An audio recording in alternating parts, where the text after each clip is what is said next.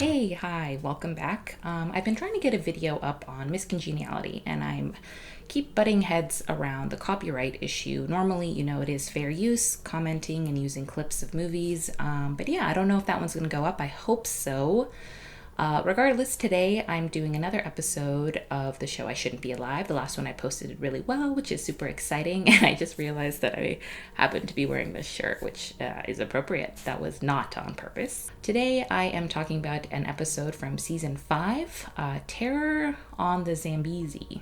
Anytime I talk about the show, I do have to mention that I am someone that thinks that they're adventurous and likes to be outdoors. And I do like to be outdoors, but I also am scared of a lot of things, so perhaps I'm not as adventurous as I like to believe. Zambia, one of the wildest countries in Africa, home to the spectacular Victoria Falls. They are fed by the mighty Zambezi River, which divides Zambia from Zimbabwe. It is gorgeous, so unlike anything that I've, ever seen. It's here on one of the river's most isolated stretches that two friends have planned a weekend fishing trip. Okay, our two main characters are Alistair and Arthur. They're like best friends, and they are supposedly, experienced safari guides, so they should know what's up. As experienced safari guides, they've lived and worked alongside the Zambezi for most of their lives. Most important, the cooler of beer. I agree, everything is better with a nice cold beer in hand, especially, being out in nature. Just a cold beer is great. Pairs beautifully.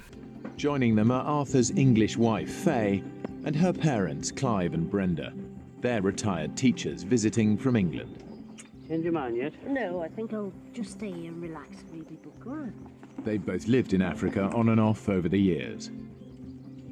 They are going on a fishing trip. It's the last day of vacation. It is noted that Faye's mother, Brenda, doesn't want to go. And I think that's a reoccurring thing that happens in these episodes is someone always, they feel it, I think, deep down. Either they just don't want to go, which is fair, or there's kind of a feeling that they shouldn't be there. My mum was anxious because she doesn't really like going on the boat. And she would rather have just spent the day in camp. But they do all go, and the next day Faye and Arthur are supposed to pick up their kids from boarding school, so the very last day of vacation.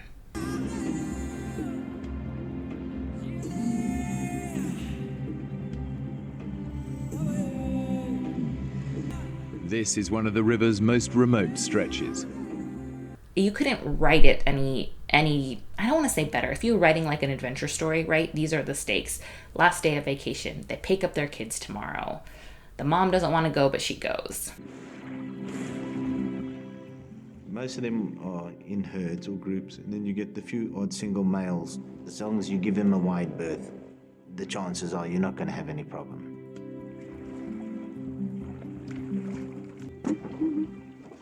I think that calls for a spot of celebratory lunch. Right over there, nice bit of shade by those trees. Sounds good to me. What's the time?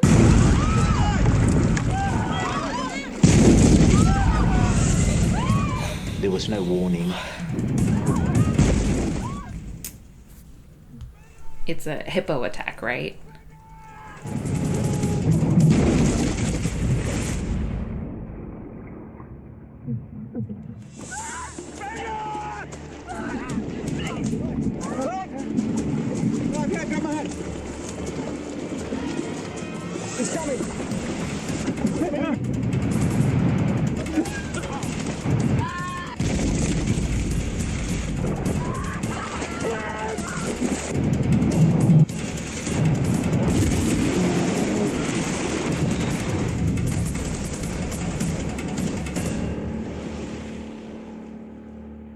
The cinematography, the editing, the acting, good job to the team that put together this episode, because that scene was terrifying. It was only when I actually was pulled back to the surface and gasping for air that suddenly then the reality of what had actually happened hit me. They've survived the hippo attack, but now they're in even greater peril. They've capsized in one of the most crocodile-infested rivers in the world.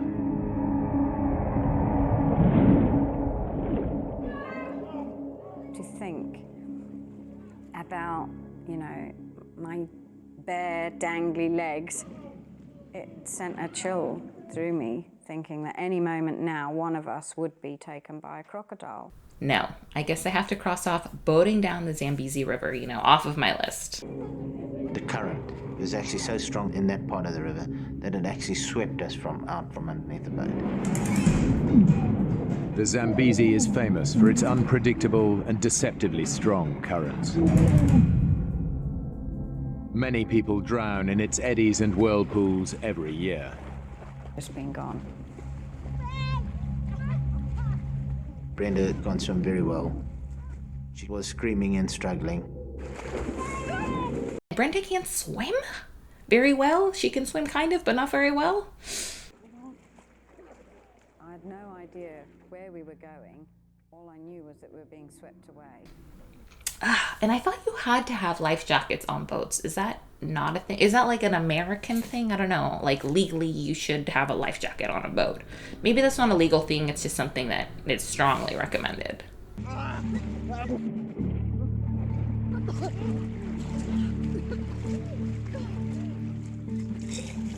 The first thing I did is start vomiting because I swallowed half a Zambezi.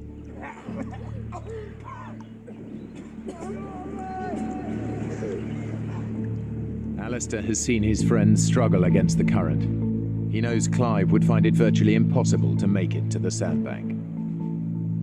Clive can hardly swim, so it was difficult because he couldn't say, hey, swim over to the sandbank or do this or do that. The dad also can't swim that well, so you have two people that can't swim that well on a fishing trip. Is it unreasonable of me to say that if you're not at like an intermediate level, you shouldn't go on the water? Okay, I guess that's not fair. If you're not on an intermediate level, you should have a life jacket. Actually, I just think every person should have their own life jacket, even if you're super confident in the water, because you never know what's going to happen. That's what I've learned from this show. You never know. When we finally got to where we could stand, it was kind of a relief, but we knew that it was just a temporary relief.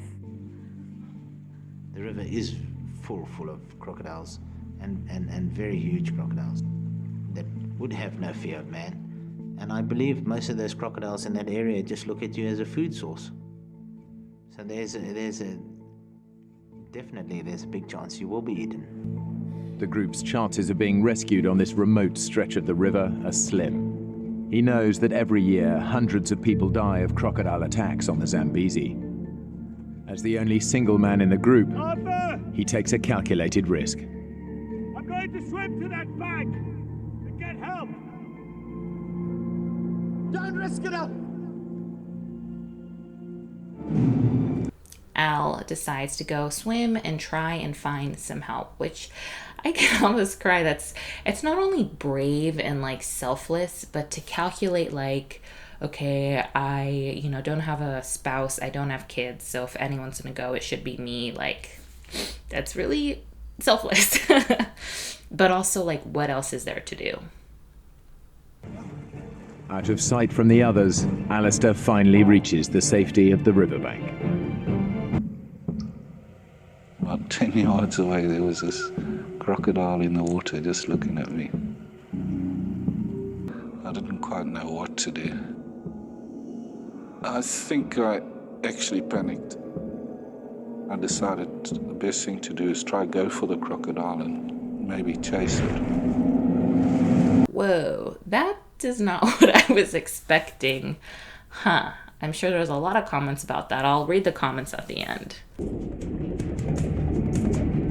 As I started to go towards the croc, it came for me.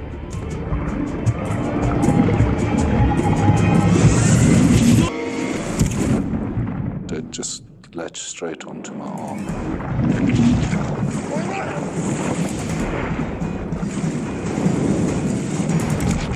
It was just trying to really tear my arm off. Alistair is trapped in a death roll, a spinning maneuver used by crocodiles to drown and dismember their prey.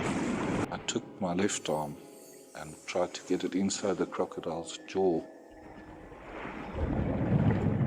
They've got a flap in the back of the throat which keeps the water out when they're underwater. I tried to reach that.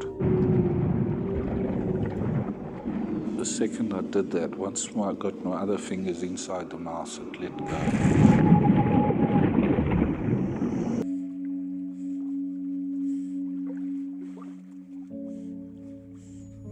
The savage attack has broken Alistair's arm in 3 places. His shoulder joint has been ripped from its socket. All he can do to stem the blood loss is to make a tourniquet. Arthur, Faye and Brenda lost sight of Alistair soon after he was swept downriver. They have no idea that he has been attacked by a crocodile.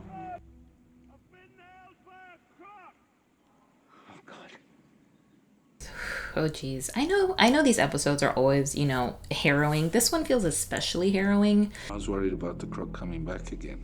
I wanted out of there as fast as I could. Alistair's natural painkillers are beginning to wear off. He's feeling the full force of his injuries. The slightest movement is agony. Clive is still stranded in the middle of the river. And now the boat is beginning to sink. I forgot Faye's dad, Clive, is kind of sitting on the boat. He's not even with the other 3, like standing on the sandbank.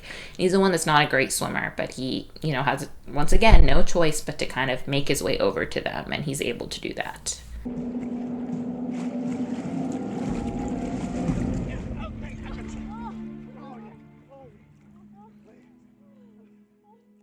I can't tell you what a relief that was, that my dad was alive and had made it. Untreated, he could easily lose his arm to gangrene. Gangrene is pretty serious. A friend of mine, he got chewed by a lion. He got to hospital within 8 hours, but he still lost his leg. God, all 5 better just make it through. I'm pretty sure they all do, but the way it's going so far. Well, frustration under the fact that there's nothing you can really do besides stand there and wait for help. They all face the prospect of a terrifying night with no hope of rescue.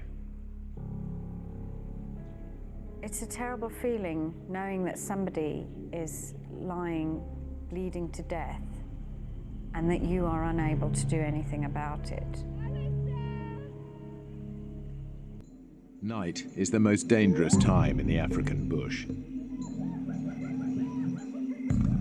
Leopards, lions and hyenas can detect the scent of blood from several miles away. I could hear the lions calling and the hyenas, but when they stop, you don't know where they are, because you don't know if they come in your direction or going away. I thought I could be in for a tough night. I just got these stones together so that if something did come up that night, I could at least throw a rock at it. I think if I was in the situation and the sun went down, that I would just die of fright. Like, I don't know how people do it. I heard grazing, and I looked up.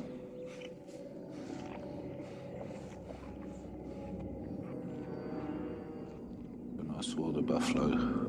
I was looking right at it. It looked at me.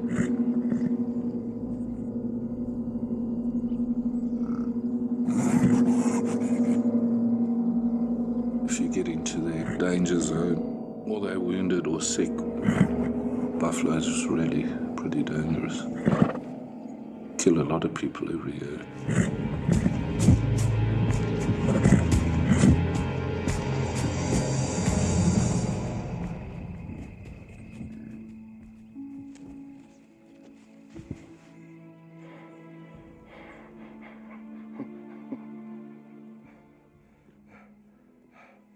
For some reason, it came and lay down 10 yards away. I just can't believe it happened. It's just so totally abnormal behavior. Normally, they'd never do anything like that if there's a human being around. That thing lying there was just amazing. Maybe this is just my own reading of the situation, but I kind of feel like the buffalo was maybe sent there to kind of comfort Alistair a little bit, right? He says how unusual this behavior is. And also maybe having a big animal nearby would scare off some of the smaller animals. I guess on the flip side, certain animals might try and, like the hyenas, right, could attack the buffalo, whatever. I think in this situation, the buffalo is a source of comfort, and I'm glad that it was there.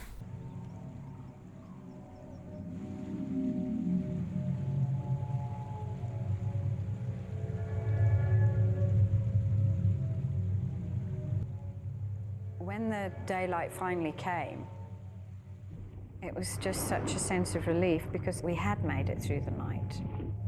Yes, praise the sun. Worried that Alistair had bled to death. I mean, we had no idea what had happened to him and how badly injured he was.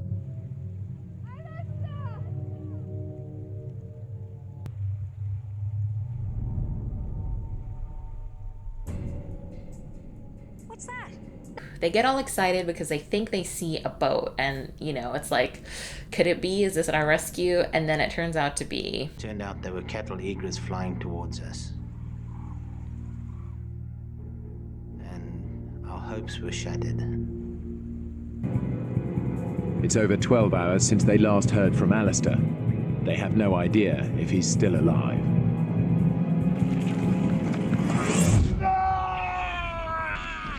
Safari ants are one of the most vicious insects in the world. They've been drawn to Alistair by the scent of his blood, but their bites trigger a surge of adrenaline through his body, snapping him out of unconsciousness and probably saving his life. Alistair forces himself to move on. Yes, I've heard of the importance and the power of adrenaline. And you can achieve things that you normally couldn't achieve, right? You always hear of the person flipping over a car when it's landed on a baby or something like that. But lifting heavy things, being able to walk when you're broken, like, the human body is pretty impressive. I heard a boat, and I was far from the river.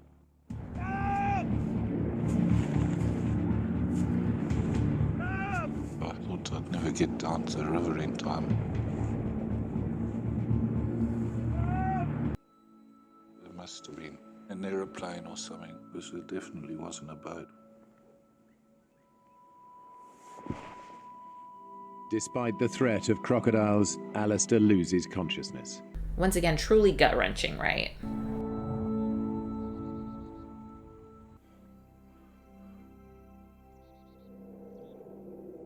It turns out that Alistair did hear a boat.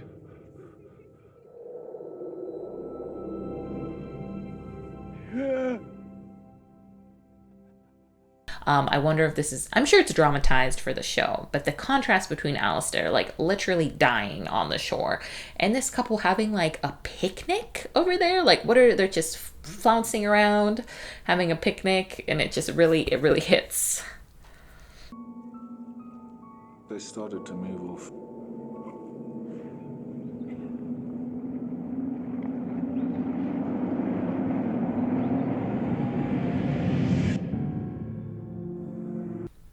And then the boat leaves? Canoes. Amanda, just don't. I can see them there. Woo! Woo! Incredibly, some canoeists have ventured this far down the river. I can't tell you how that felt, really. I mean, it was just a sense of relief. We were going to be all right. It was also still worry for Alistair. Eventually, the couple across the river spotted Alistair. Hang on a second. I thought they showed us the boat leaving. So either the boat didn't actually leave, or maybe they left and came back. But whatever, I guess it doesn't matter. The couple spots him. The couple with the boat spots Alistair. So that's, thank God. They took him to safety, where he was reunited with the others. Despite his terrible injuries, surgeons were able to save Alistair's arm. Nice, man. So lucky. I'm glad. I didn't think it was going to go that way, that they would save his arm. So good job, medicine, doctors. Nice work. He and Arthur still take regular fishing trips together on that same stretch of the Zambezi. Clive and Brenda still visit Africa regularly. Mr. and Mrs. Kelly won't go fishing with us anymore, but Faye spends most of her weekends in the bush, but she rarely goes out on the river. I always feel anxious when I get in a boat, even now, after all these years. It's just such a terrible experience. But we all survived, all 5 of us. All right, let's read some comments. A little applause for the buffalo that kept him company and protected him all night. Yeah, that's what I was thinking. I truly think that was like an animal recognizing someone was hurt and, I don't know, just being nearby. Maybe that's like bullshit, but I that's what I'm going to choose to believe. There's a lot of comments talking about and criticizing Alistair for getting back in the water to fight that crocodile. Apparently someone points out like what he said in his interview doesn't match up with the visuals were shown. Like Alistair was still standing, he was still in the water when he spotted the crocodile. And this comment says he decided to fight instead of flight, but what he should have done is back away slowly and without disturbing the water. The croc is less likely to attack had he walked away slowly. Yeah, it's hard to pinpoint what the right thing to do, but I do think this comment, makes a good point. I'm sorry, this one made me laugh. Every time I think I'm stupid in life, I come back to the show and remind myself I'm not that bad. Please like and subscribe if you got anything from this video. If it was a little entertaining, please, subscribe and like, and see y'all next time.